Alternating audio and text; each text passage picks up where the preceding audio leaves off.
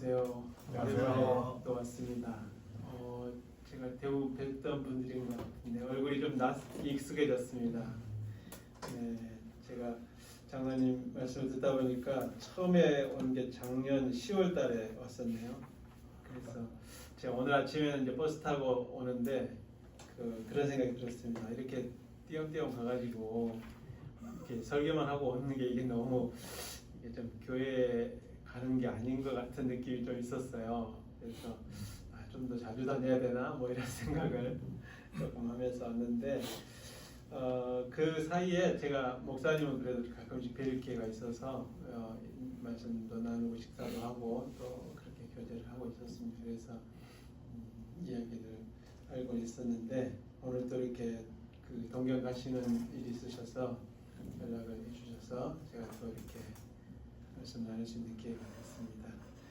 오늘 제가 이제 이 말씀을 내가 누구냐라는 제목으로 말씀을 나눠보겠습니다. 제가 지금 대통령 선거 기간이지 않습니까? 근데 제가 이제 일본에 와서 선교사로 살면서 제가 이제 매주 학교를 나가서 학생들을 만나고 또 이제 전도를 하기 위해서 이렇게 생각을 많이 나누고 있어요. 그렇게 하는 과정에서 제가 이제 생각하는 게 뭐냐면은 근데 왜 내가 이것을 하고 있지? 왜 나는 이렇게 살고 있지? 이런 생각들이 계속 들더라고요. 특별히 제가 이제 한국 사람으로서 일본에 살고 있기 때문에 일본 사람들이 생각하는 한국 사람은 누구일까? 근데 한국에서 온 선교사는 또 어떤 사람일까? 이런 생각들을 더 하게 되고 특히 이제 우리나라의 여러 그런 혼란스러운 상황들을 보면서 참 한 사람이 너무나 중요한데 한 사람이 어떤 사람이냐에 따라서 국가의 어떤 참 이 평안과 또 미래와 모든 것들이 좌우되는데 하나님께서 한 사람을 세우신다면 어떤 사람을 세워야 될까?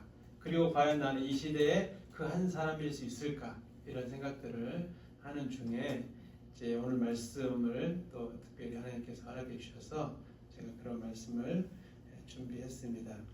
제가 오늘 이 자리에 우리가 서 있는 이 자리가 우리가 예수 그리스도를 믿는 예수님만이 우리를 구원할 하나님의 아들 그리스도이심을 믿는 그리스도인으로서 이 땅에 살고 있는 것이죠.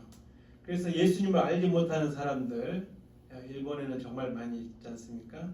이 사람들에게는 우리들의 말과 삶은 아주 중요한 역할을 하게 되는데 오늘 그것이 바로 이 세례 요한의 증언 또는 우리들의 신앙 고백이다라고 말할 수 있을 것입니다.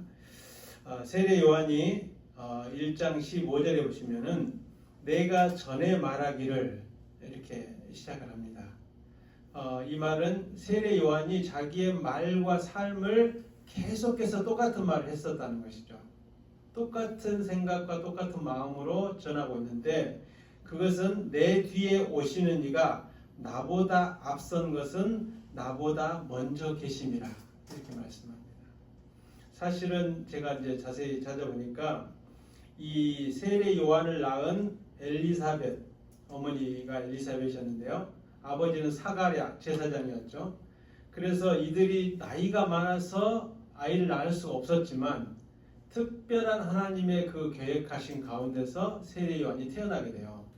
그런데 실제로는 그 유대인들의 전통에 의하면은 보통 친족이나 아버지의 이름을 따서 이름을 짓게 되지만 이 세례 요한은 하나님의 특별한 계획을 가지고 태어나는 아이였기 때문에 하나님께서 요한이라는 이름을 처음부터 정해 주셨어요.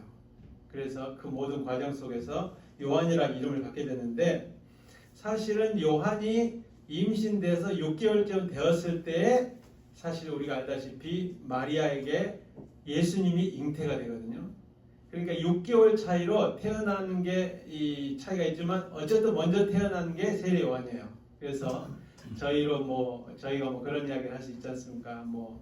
밥 한 숟가락이나 더 먹은 사람이 형이다 이렇게 말할 수 있겠지만 세례 요한도 친척이었기 때문에 서로가 친척이었기 때문에 알고 보면 예수님의 형님이라고도 말할 수가 있는 그런 입장이지만 예수님을 향해서 세례 요한이 반복해서 고백하고 있는 중요한 포인트는 뭐냐면 예수님이 나보다 늦게 태어나셨지만 사실은 이 예수님은 나보다 먼저 계신 분이시다라고 고백하고 있다는 것이죠. 그것을 조금 더 깊이 한번 찾아가 보기 위해서 제가 요한복음 1장부터 더 다시 생각해 찾아보니까요. 예수님이 어떤 분이시냐면은 태초부터 계셨던 말씀이셨어요. 지금 세례 요한이 예수님을 알고 보니까 예수님께서 자기보다 6개월 늦게 태어난 동생인 게 아니라 태초부터 계셨던 말씀이셨던 분이셨다고 하는 것을 영적인 눈이 열려서 깨닫게 된 거죠. 알게 된 거죠. 그래서 그분이 그러면 왜 이 땅에 나보다 6개월 늦게 태어나는 그런 동생으로 태어났을까? 우리와 똑같은 인간의 몸으로 태어나셨을까를 생각을 해보니까 하나님께서 생명을 잃어버린 사람들에게 생명의 빛을 비추어서 영접하는 자는 누구든지 하나님의 자녀가 되는 권세를 주시기 위해서 하나님이신 예수님이 육신이 되어서 우리 가운데 계시게 되었다라고 하는 것을 지금 알게 된 것이에요. 지금 이 세례 요한이라고 했을 때 이 요한, 이 요한복음을 쓴 요한, 이 요한이라는 이름이 하나님이 기억하셨다 이런 의미가 있거든요. 이제 유대인들이 보통 이 이름에 상당히 그 중요한 의미를 가지는데 저는 이 이름에도 참 의미가 있다 생각이 들어요. 하나님께서 사람들은 다 잊어버렸지만 하나님께서 말씀하셨던 약속을 기억하셔서 사실은 이제 이스라엘 백성들에게는 최초의 믿음의 조상이라고 하는 아브라함에게 하나님께서 약속하셨던 그 약속을 기억하셨다. 이렇게 해석할 수 있고요. 하나님께서 천지를 창조하시면서 인간을 창조하시면서 축복하셨던 그 축복을 기억하셨다라고도 말씀할 수가 있죠.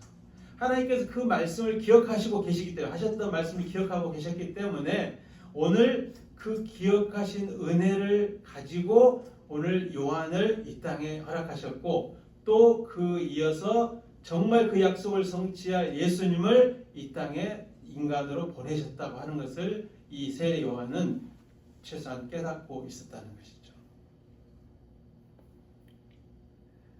하나님께서 1장 1절에서 6절 8절을 한번 보시면 좋겠습니다. 1장 6절에서 8절에 보시면 하나님께로부터 보내심을 받은 사람이 있으니 그의 이름은 요한이라 이렇게 말씀을 하고 있습니다. 요한이라는 사람은 본인이 계획해서 태어난 것이 아니라 하나님께 보내심을 받은 사람이다 라고 하는 것이죠.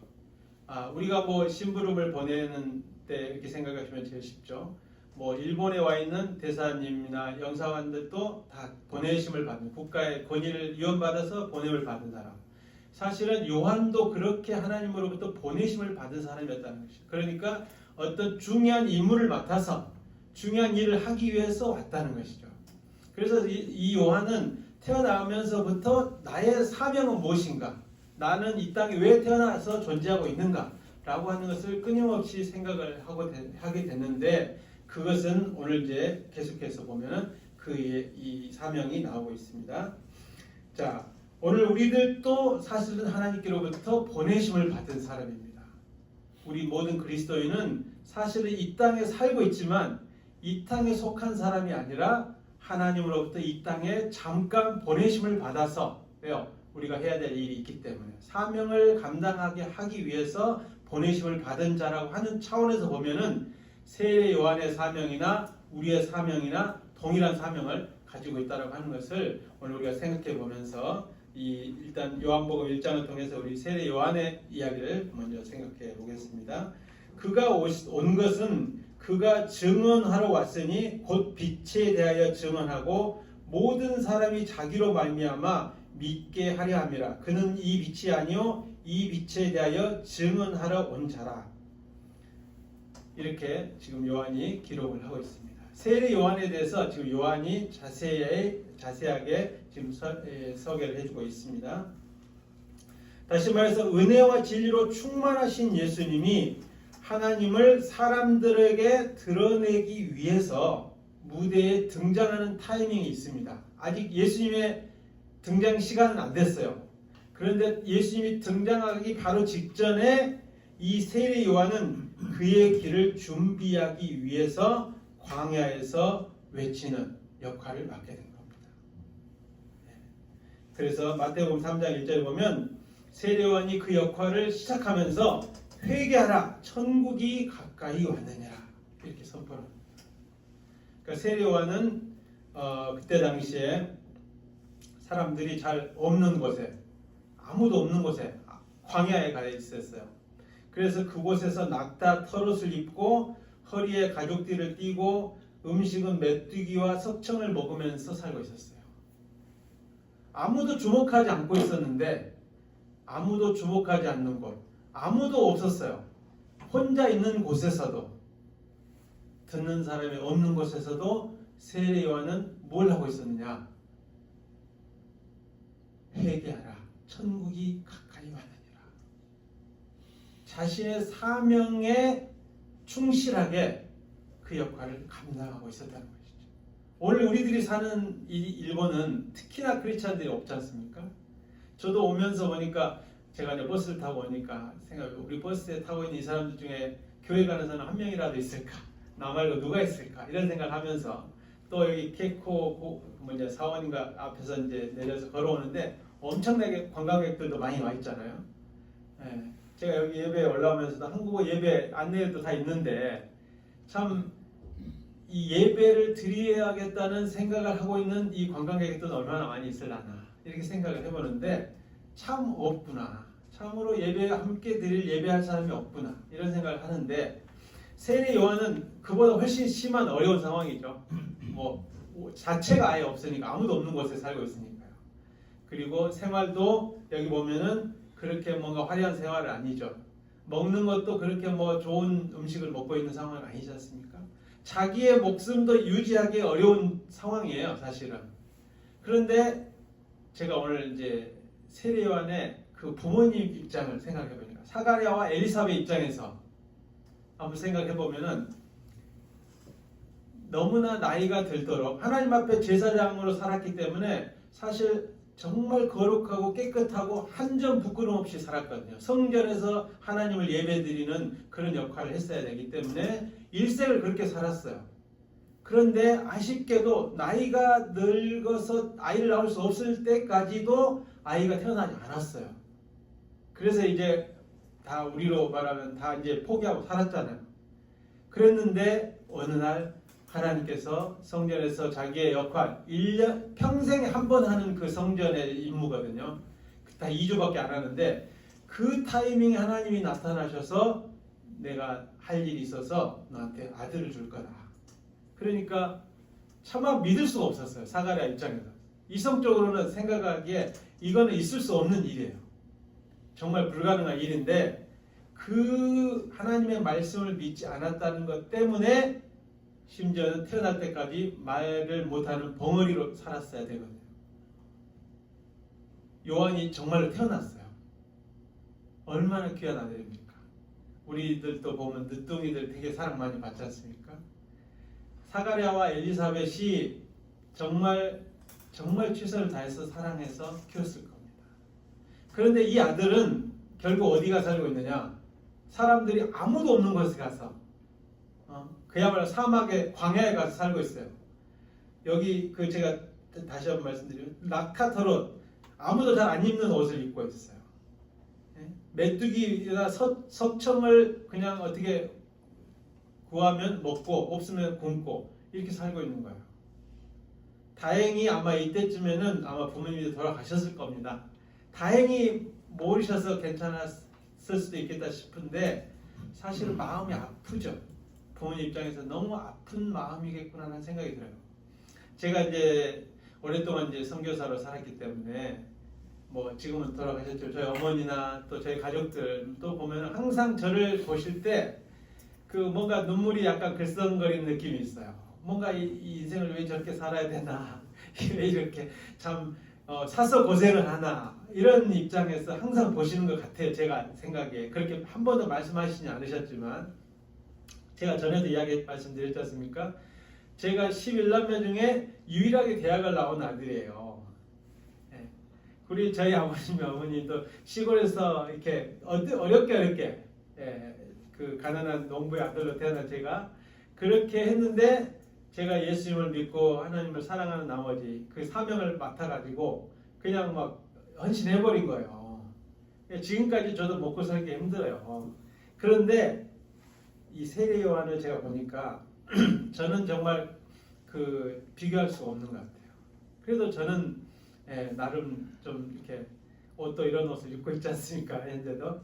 그런데 세례 요한이 동일하게 메시지를 전했어요. 동일하게 전했는데 놀라운 사실은 사람들이 그 메시지를 듣고 자발적으로 회개했다는 게 중요한 거예요. 성령으로 충만한 이 세례 요한이 아무도 없는 곳에서 아무도 듣지 않는 곳에서 메시지를 전했어요. 그랬는데 사람들이 어떻게 알았는지 그 메시지를 그것이 나에게 하시는 하나님의 말씀이다. 맞아. 나에게 있어야 될 것은 회개다. 나는 하나님 앞에 죄인이다. 이것을 스스로 깨달아 알게 됐을 뿐만 아니라 하나님 앞에 스스로 죄를 자백하고 세례 요한에게 나와서 내가 죄를 자백하고 하나님께 용서받은 죄인이라는 증거로 나에게 세례를 베풀어 달라. 그래서 세례 요한이 이제 그 요단강이 있지 않습니까? 강은 가끔씩 가는데 그곳에 가 있으면은 사람들이 어떻게 하는지 다 막 구름대처럼 와가지고 줄 서서 막 세례를 받는 거예요. 거기에 보면 막 군인들도 와서 세례를 받고 저기 우리로 말하면 이제 그 세금을 받는 세리들도 세례를 받고 심지어는 바리새인들도 사두개인들도 와서 세례를 받는 거예요. 어떤 사람이든지 간에 관계없이 세례를 받는 거예요. 그런데 더 놀라운 사실은 마태복음 3장 7, 8, 9절에 보면 이런 표현이 있습니다. 이런 구절이 있습니다. 요한이 많은 바리새인들과 사두개인들이 세례 베푸는 데로 오는 것을 보고 독사의 자식들아 누가 너희를 가르쳐 임박한 진노를 피하라 하더냐. 그러므로 회개에 합당한 열매를 맺고 속으로 아브라함이 우리 조상이라고 생각하지 말라. 내가 너희에게 이르노니 하나님이 능히 이 돌들로도 아브라함의 자손이 되게 하시리라. 지금 바리새인들과 사두개인들이 종교 지도자들이에요. 지금으로 말하면은 우리가 이름만 대면 다 알만한 그런 유명한 목사님들이신 거예요. 이분들이 이제 이 세례 요한에게 나오는데 세례 요한이 그들을 향해서 외치는 메시지가 뭐냐? 독사의 새끼들 이렇게 하는 거죠. 지금 한국말하는 자식들한테 원어는 그럽니다. 그러니까 욕을 한 거예요. 정말 그야말로 정말 그분들 입장에서는 한번 일생에 들어보지 못한 욕이에요. 근데 그 욕의 이유가 뭐냐? 너희들 하나님의 말씀을 전해서 이 사람 바리새인과 사두개인들은 하나님의 말씀을 전하고 제사장의 역할을 하는 사람들이에요. 근데 이들이 그렇게 말씀을 전하면서도 한 가지가 부족했는데 뭐냐? 그 자기가 전한 대로 살지 않았던 거예요. 여러분들도 그걸 다 알지 않습니까? 지금 우리 선교사든지 목사님이든지 장로님이든지 지도자들이 말하는 것과 사는 게 어떤지 다 알지 않습니까? 가장 권위가 없는 게 뭐예요? 말은 잘했는데 삶은 그렇지 않았던 거. 이걸 우리가 또 다 알면 참 대놓고 욕을 하는 사람도 있지만 보통은 대놓고 욕을 안 하죠, 우리는. 그런데 이 세례 요한은 그런 삶을 다 드러내고 알고 있었기 때문에 그 지도자들 향해서도 하나님의 그 어떻게 보면 마음을 표현해버린 거예요. 그래서 이 바리새인들과 이 사두개인들도 어떻게 보면 회개를 하든지 아니면 세례 요한을 죽이든지 둘 중에 하나를 해야 되는 상황이 되는 거죠. 그런데 더 나가보면 이런 것도 있습니다. 누가복음 3장 18절 20절을 보면요. 그때 당시에 분봉왕 헤롯, 그러니까 헤롯 안디바인데 쉽게 말해서 지금으로 말하면 최고의 권력자예요. 통치자를 향해서도 거침없는 책망을 합니다. 다 알다시피 이분이 더 예쁜, 더 마음에 드는 부인을 얻기 위해서 원래 있던 부인하고 이혼을 하고 자기 동생의 부인인데 자기 동생의 부인을 빼앗아서 자기 부인으로 삼는 이런 악행을 저지른 거예요. 누가 뭐라 하겠어요? 최고의 권력자인데. 근데 세례 요한이 하나님의 정의와 하나님의 율법과 하나님의 말씀의 기준으로 보니까 이것은 하나님께서 절대 하지 말라고 하신 율법을 어긴 거예요. 계명을 어긴 거예요. 제가 이 계명도 다 찾아봤습니다. 레위기에 보니까 정확하게 있더라고요. 형제 아내와 혼인을 금지하는 율법의 규명이 있더라고요. 야, 세례요한이 언제 이렇게 다 하나님의 율법을 외우고 있었나, 알고 있었나 싶을 정도로 그의 삶과 말을 들을 때 그것이 하나님의 말씀의 기준에 의해서 어떻게 잘못됐는지, 어디에서 잘못됐는지를 정확하게 알았기 때문에 헤롯 안디바를 향해서도 당신은 회개하지 않으면 하나님의 심판을 받을 겁니다라고 정확하게 책망을 한 거예요. 그러면 헤롯 안디바가 맞습니다. 당신 말씀이 맞습니다. 제가 잘못했습니다. 제가 어떻게 해야 될까요? 이렇게 됐으면 얼마나 좋았겠습니까? 많은 이 일로 자기의 죄를 덮기 위한 방법은 뭡니까? 네, 세례 요한을 오게 말 못하게 이제 가두는 거죠. 예, 가둬서 결국은 이제 죽게 되죠. 자, 세례 요한의 존재. 세례 요한이 그때 당시에 살고 있었던 당시에 세례 요한의 존재는 세상을 변화시키는 거였어요. 사람들을 변화시키는 거예요. 하나님의 말씀에 순종을 하든지 아니면 자기가 죄인이라는 것을 온 천하에 드러내든지 그런 일들을 세례 요한의 존재가 지금 역할을 하고 있었다는 것이죠. 19절 오늘 본문으로 오시면요. 유대인들이 예루살렘에서 이제 제사장들과 레위인들을 보냈어요. 그 말은 예루살렘에 있는 유대인들이 보낸 것이죠. 다시 말해서 종교의 정말 핵심 지도자들이 세례 요한에게 궁금한 한 가지가 있어요. 도대체 이 사람은 누구냐? 저는 제가 제일 좋아하는 질문이 너는 누구냐? 이런 질문이에요. 세례 요한도 아마 이 질문을 받을 때 너무 감사했을 거예요. 아, 나를 정확하게 알고 싶어 하는구나. 나의 말과 나의 증언이, 나의 삶이 어떠한 것을 이 사람들이 다 알고 보고 있었기 때문에 정말 너가 누구냐라고 정확하게 다시 한번 묻는 것은 뭡니까? 확인하고 싶은 거죠. 정확하게 정리하고 싶은 거죠. 오늘 우리 그리스도인들이 들어야 될 질문이 뭐냐? 너는 누구냐? 2025년 이 후쿠오카에 살고 있는 너는 누구냐? 너는 어떤 정체성을 가지고 살고 있느냐? 너는 이 땅에 존재하는 이유가 뭐냐? 라고 묻는 질문인 것이죠.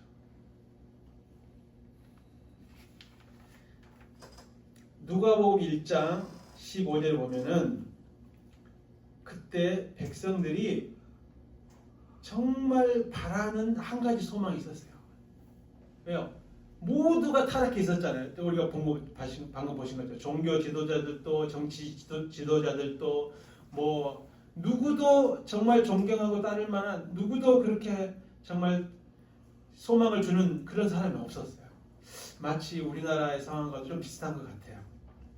근데 그 백성들의 마음 한켠에서 뭐가 있어요? 그래도 우리가 하나님의 백성이고 우리가 이스라엘 사람들이고 우리가 율법을 알고 있고 우리가 예배를 드리고 있고 우리가 성경을 보고 있고 우리가 기도를 드리고 있고 이런 마음이에요. 그렇기 때문에 하나님에 대해서는 간절한 소망이 있어요. 뭐요? 하나님께서 약속하셨던 그 메시아, 우리를 정말 죄에서 구원할 그 메시아가 혹시 하나님께서 이때 보내주시지 않을까? 우리가 정말 필요한 타이밍인데 지금이 정말 필요한데 그런데 그 메시아가 오기 직전인데 세례 요한의 말과 삶을 보니까 정말 하나님의 말씀을 정확하게 전하는 걸 들어보니까 세례 요한이 마치 메시아 같은 거예요. 그래서 이런 표현을 썼습니다. 혹 그리스도신가 심중에 생각했다. 말은 다 안 하고 있어요. 심지어 드러낼 수는 없어요. 그런데 마음속에 그래, 저 세례 요한이 그리스도이신가 보다. 하나님께서 약속하셨던 메시아인가 보다. 라고 생각하는 사람들이 많이 있었다는 거예요. 그런데 1장 20절에 보면은 요한이 자신의 정체성을 숨기지 않고 드러내어서 말합니다. 나는 그리스도가 아니라. 자, 제가 정확하게 정리하고 싶은 것은 세례 요한은 자기가 누구냐라는 질문을 받았을 때 나는 이런 사람은 아니다라고 정확하게 답을 했습니다. 첫 번째 답은 뭐냐? 내가 너희들을 구원할 메시아는 아니다. 나는 메시아가 아니야. 나는 너희들과 똑같은 한 사람이야. 나는 죄인 중에 태어난 한 사람이야. 나는 잠깐 역할을 맡은 사명을 맡은 한 사람인 것뿐이야. 나는 너희들이 존경하고 숭배할 신이 아니야. 하나님이 아니야. 라고 자기를 고백하고 있는 거예요. 사실 이때 당시에 세례 요한이 분위기에 변승해서 조용하기만 했어도 옆에 있는 사람들이 축켜 세워서 메시아의 자리에 등극할 수도 있었어요. 왜요? 백성들이 다 그렇게 생각하고 있었기 때문에. 그런데 거기에 찬물을 끼얹는 선언을 하는 거죠. 나는 너희들이 기대하는 메시아가 아니야. 저는 이것이 세례 요한이 정말 어려운 고백이었을까라는 생각이 듭니다. 그래서 두 번째 질문을 합니다. 그러면 누구냐? 내가 엘리야냐? 이스라엘 백성들이 지금 이 신약 성경을 시작하기 한 430년 정도 하나님이 말씀하지 않았어요. 말라기서에 보면은 이런 표현이 있습니다. 보라, 여호와의 크고 두려운 날이 이르기 전에 내가 선지자 엘리야를 너희에게 보내리니 그가 아버지의 마음을 자녀에게로 돌이키게 하고 자녀들의 마음을 그들의 아버지에게로 돌이키게 하리라. 이런 표현이 있어요. 말라기서의 말씀을 보면은 참으로 분노한 아버지를 볼 수 있어요. 아버지가 웬만해서는 자식을 버리지 않지 않습니까? 다 버려도 자식은 버리지 못하는 건데 사실 말라기서의 하나님의 마음은 자식을 버리는 아버지의 마음이에요. 정말 그 아버지와 그 아들은 이제 더 이상 화해할 수 없을 거다. 그래서 이제 끝장이 나버리는 그 관계의 그 마지막을 보여주고 있어요. 그래서 실제로 역사적으로 보면은 430년이라고 하는 시간 동안 하나님이 말씀하지 않으세요. 얼마나 화가 나 있으신지 아시겠죠? 뭐 대부분 남자분들이 그러시는 분들이 많을 것 같아요. 화가 났을 경우에 보통 말을 잘 안 하시죠. 말 안 하는 건 화가 났다는 건데 하나님도 화가 나시니까 400년 동안 말씀하지 않으셨어요. 정말 슬픈 시절이죠. 그런데 그때 하신 말씀이 뭐냐면은 엘리야를 보낼 거야. 엘리야를 보낼 거야. 그 말은 그가 와서 나하고 너를 화해시킬 수 있는 엘리야를 보낼 거야. 다시 말해서 하나님이 얼마나 분노하셨지 않습니까? 그러면 그 분노를 자식한테 정확하게 알려서 아버지한테 무릎을 꿇고 회개를 하게 해서 아버지의 마음이 약간 풀리게 해서 아버지하고 자녀가 화해할 수 있을 것 같은 역할을 하는 사람이 엘리야예요. 그래서 내가 너하고 이제 화해하려면은 엘리야가 먼저 와서 그 중재를 해가지고 내 마음을 풀어야 내가 풀릴지 말지 생각해 볼게. 이런 상황인 거죠. 세례 요한이 와서 하는 이야기를 들어보니까 막 회개하라, 막 진노의 이야기를 막 선포를 하니까 누구를 향해서도 거침없이 회개하라는 죄를 지적하니까 이스라엘 백성들이 또 종교 지도자들이 그때 말씀하셨던 엘리야를 지금 보내신 건가? 라고 생각을 했다는 거예요. 그런데 세례 요한의 답은 뭡니까? 아니야. 나 엘리야 아니야. 근데 나중에 보면은 예수님이 세례 요한에 대해서 이렇게 표현을 해줬습니다. 엘리야의 심정으로 나의 길을 예비한 사람이다. 엘리야는 아닌데 엘리야 같은 역할을 한 거죠. 어쨌든 아닙니다. 세 번째는 이런 표현을 썼어요. 그러면 너가 그 선지자냐? 그 선지자냐? 근데 이 그 선지자라는 표현이 아주 중요한 표현이거든요. 성경에 보면은 지금 제가 조금 점점 설교가 어려워지고 있는데, 자, 그 선지자는 모세와 같은 선지자의 표현입니다. 신명기에서 가져온 이 표현인데, 그러니까 이스라엘 백성들은 구약 성경을 다 알고 있었기 때문에 사실 이 말을 한마디 한마디를 다 알고 알아먹는 거예요. 자, 너가 그럼 그 선지자냐 이렇게 하면은 모세와 같은 선지자냐 이런 표현이에요. 왜? 하나님께서 모세에게 말씀하셨기 때문에. 자, 모세가 어떤 역할을 했었습니까? 이스라엘 백성들에게 하나님을 섬기는 법, 하나님을 예배할 때는 이렇게 예배해야 돼. 하나님은 이런 하나님이야. 하나님은 이런 걸 원하셔. 하나님의 마음을 다 계명으로 써가지고 전해준 선지자예요. 그런데 그 선지자의 모세의 말을 듣고도 하나님을 잘 못 섬겼죠. 하나님의 마음을 어겼죠. 하나님의 율법을 어겼어요. 그래서 하시는 말씀이 뭐냐면은 나와 같은 또 다른 선지자를 보내서 정말 내가 어떤 마음인지 어떤 하나님인지를 알려줄게. 이렇게 약속하셨었는데 이 오늘 지금 질문이 그러면 그 약속했던 그 선지자로 지금 너가 와서 우리에게 하나님의 마음을 정확하게 전도해주고 있는 거냐 이렇게 질문하는 것이에요. 그런데 세례 요한의 답은 뭐냐? 아니에요. 자, 세례 요한은 지금 자기는 메시아도 아니고 엘리야도 아니고 그 선지자도 아니에요. 역사에 정말 있을까 말까 한 그 중요한 한 사람이에요. 역사를 바꾸는 한 사람이에요. 그런데 세례 요한은 나는 그런 사람 아니야. 그러면 이제 마지막 질문.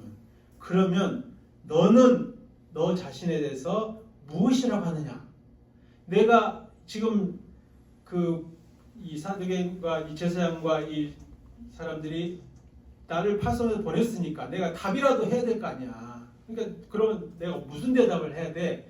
라고 질문했을 때 이사야서 40장 3절 말씀을 인용해서 답을 합니다. 외치는 자의 소리여 이르되 너희는 광야에서 여호와의 길을 예비하라. 사막에서 우리 하나님의 대로를 평탄하게 하라. 라는 이 광야에서 외치는 소리를 자기 세례 요한은 그 소리가 바로 나다. 나는 인격적인 존재 자체도 아니야. 나는 존재감이 하나도 없는 존재야. 소리라는 것은 여러분이 손으로 잡을 수도 없고 눈으로 볼 수도 없고 의미는 있지만 형체가 없지 않습니까? 그냥 그 소리와 같은 존재야. 나는 여기 이 땅에 존재할 의미가 있었다라고 이렇게 확인할 수 있는 흔적 자체가 없는 존재야. 그런데 소리라는 건 어떻게 해요? 의미가 남지 않습니까? 세례 요한은 자기의 정체성을 그렇게 증명했다. 왜? 예수님께서 지금 바로 등장하실 건데 예수님께서 정말로 등장하십니다. 이런 소리예요. 예수님께서 오셔서 하나님께서 약속하셨던 그 약속을 정말 성취하실 것입니다. 우리들의 죄를 정말로 용서하실 것입니다. 우리들이 그렇게 노력해서도 이룰 수 없었던 그 하나님 앞에 의로운 삶을 살게 하시는 능력을 주실 것입니다. 이런 소리가 남게 하는 것이 세례 요한의 정체성이었다는 것이에요. 저는 오늘 우리들의 정체성을 여기에서 찾을 수 있다고 생각해요. 오늘 우리는 왜 이 땅에서 너는 누구냐? 라는 질문 앞에 서 있는가? 우리는 왜 지금 이 일본 후쿠오카에서 존재하고 있는가? 여기에 뭔가 역사적인 흔적을 남기고 나의 이름을 남기고 나의 업적을 남기고 나의 유산을 남기기 위해서가 아니라 오늘 우리는 예수 그리스도 우리의 유일한 소망 되시고 우리의 구원자 되시고 우리의 영원한 불러야 될 찬송의 대상이 되시는 예수 그리스도의 이름을 드러내는 한 소리로서 한 의미로서, 한 증언으로서 오늘 우리는 이 땅에 존재할 수 있어야 되지 않을까라고 하는 그런 이야기입니다. 그래서 저는 두 가지로 오늘 이 세례요한을 통해서 우리의 사명을 정확하게 증거해 보고 싶습니다. 하나는 선포와 위로라고 하는 것입니다. 오늘 우리들이 주변에서 예수님에 대해서 좀 이야기 좀 해줘. 나 예수님에 대해서 너무 궁금해. 하나님에 대해서 너무 궁금해. 이런 사람 거의 없습니다. 우리 주변에 광야와 같아요. 사람들이 있지만 듣고 싶은 사람, 들을 수 있는 사람 한 사람도 없어요. 우리가 만약에 한국말 한다면 더 없겠죠. 그런데 세례요한은 처음부터 끝까지 예수 그리스도에 대해서 선포했습니다. 하나님께서 약속하셨던 메시아, 우리를 우리의 죄에서 구원할 유일하신 이름은 예수 그리스도라고 아무도 듣는 사람이 없을지라도 선포를 했다는 거예요. 그런데 그들 중에는 그 선포를 듣고 하나님 앞에 돌이키는 사람이 있었다는 것이에요. 그리고 심지어는 자기의 죄 때문에 괴로웠던 한 사람 한 사람들 속에는 그것이 위로가 되었다는 것이에요. 아무리 자기의 노력으로 최선으로 율법으로 예배를 드리고 말씀을 읽고 기도를 하고 또 종교적인 활동을 하더라도 자기의 죄를 스스로 해결할 수 있는 길은 없는 거예요. 우리 어떤 직분이 우리의 죄를 해결할 수 있는 길이 없는 거예요. 우리의 어떠함이 우리의 죄를 해결할 수가 없어요. 유일한 해결책은 뭡니까? 우리 대신 십자가에서 죽으신 예수 그리스도의 이름을 통해서 하나님의 은혜를 통해서 예수 그리스도와 함께 세례를 받음으로 밖에는 해결할 수 없다고 하는 이 복음을 세례요한은 선포했고, 그것이 죄로 인해서 고통당하고 괴로워했던 한 사람 한 사람에게는 위로의 선포가 되었다는 것입니다. 두 번째는 이 사람들이 세례요한의 권위를 문제 삼습니다. 그럼 너 왜 그렇게 살고 있어? 라고, 너가 어떤 권위를 가지고 어떤 근거로 그 이야기를 하고 있어? 라고 하는 질문 앞에 세례요한은 이렇게 이야기합니다. 나는 물로 세례를 주거니와 내 뒤에 오시는 이는 성령과 불로 너희에게 세례를 베푸실 것인데 나는 그의 신을 들기도 감당하지 못한다. 나는 예수님과 나를 만약에 비교해 본다면 나는 그 제자들이 보통 자기의 스승을 존경했기 때문에 거의 모든 걸 다 해드릴 수 있었습니다. 그런데 마지막까지 할 수 없는 한 가지가 뭐냐면은 신발을 풀어드리는 거예요. 그것은 제자들이 할 수 있는 게 아니라 정말 인간 이하의 취급을 갖고 있는 종만이 하는 일이에요. 그런데 세례 요한은 그 종의 역할마저도 나는 할 만한 자격이 없는 사람이야 라고 하는 자기를 예수님과 비교했을 때라고 그렇게 증언했어요. 왜냐하면은 자기가 지금 세례를 베풀고 있잖아요. 하나님의 지금 용서를 받는 그 세례 행위를 집도하고 있어요. 쉽게 말해서 우리로 말하면 예배를 인도하고 있는 거예요. 그런데 그 예배 인도자가 하는 행위가 뭐냐? 오늘 우리가 지금 이렇게 제가 설교를 하고 있지만 이 행위가 뭐냐? 이거는 아무것도 아닌 거야. 이것은 무엇을 위해서? 예수 그리스도께서 오셔서 성령으로 불로 세례를 주셔서 성령의 능력으로만이 인간을 변화시키는 그 하나님의 능력을 드러내기 위한 하나의 뭡니까? 전조에 불과하다. 표시에 불과하다. 사인에 불과하다는 것이에요. 그러니까 그 전조가 없어도 돼요. 실제로는.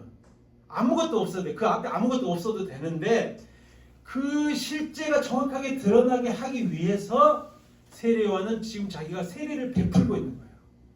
그러니까 너는 왜 그 어떤 권위로 그것을 하고 있어라고 하는 이야기를 들었을 때 나는 이거 아무것도 안 해도 돼 실제로는. 그런데 내가 정말 계속해서 하고 있는 이유는 뭐예요? 예수님께서 성령과 불로 세례를 주실 것이기 때문에 그것을 정확하게 드러내기 위해서 나는 이거라도 하고 싶어. 이렇게 자기의 삶의 정체성을 드러냈다는 거예요. 오늘 우리들의 삶을 사람들이 다 지켜보고 있습니다. 너 왜 그렇게 밥을 먹고 있어? 너 왜 그렇게 옷을 입고 있어? 너 왜 그렇게 결정하고 있어? 너 왜 돈을 거기다 쓰고 있어? 막 우리의 삶을 다 들여다보면서 물어볼 수가 있어요. 세례 요한이 답을 했습니다. 나는 이거 아무것도 안 해도 되는데 한 가지 바라는 게 있어. 예수님께서 하실 일을 정확하게 드러내는 사인으로서 나는 이 역할을 하고 있는 거야. 그래서 나는 뭐 이렇게 하고 있어. 나는 이렇게 안 하고 있어. 이렇게 답을 했다는 것이죠. 오늘 우리들이 이 정체성의 고백을 삶의 증언으로 하나님 앞에 드릴 수 있었으면 좋겠습니다. 기도하겠습니다. 하나님 아버지 감사합니다. 오늘 우리들의 삶이 이 땅을 살고 있는 수많은 사람들 앞에 하나의 증언이 되기를 소망합니다. 비록 듣는 사람이 없는 광야에 있을지라도 세례 요한이 예수 그리스도의 복음을 선포하고 사람들을 위로했던 것처럼 오늘 우리들이 끊임없이 예수 그리스도의 복음을 선포하고 위로하는 사람으로 이 땅을 살아낼 수 있도록 도와주시옵소서. 우리의 삶의 한 걸음 한 걸음이 예수 그리스도께서 오셔서 진정으로 사람을 변화시키고 하나님의 자녀로 하나님의 백성으로 살게 하는 능력을 드러내실 때까지 오늘 우리들의 걸음이 하나의 증언이 되도록 우리의 삶을 인도하여 주시옵소서. 감사드리며 살아계신 예수 그리스도의 이름으로 기도드립니다. 아멘.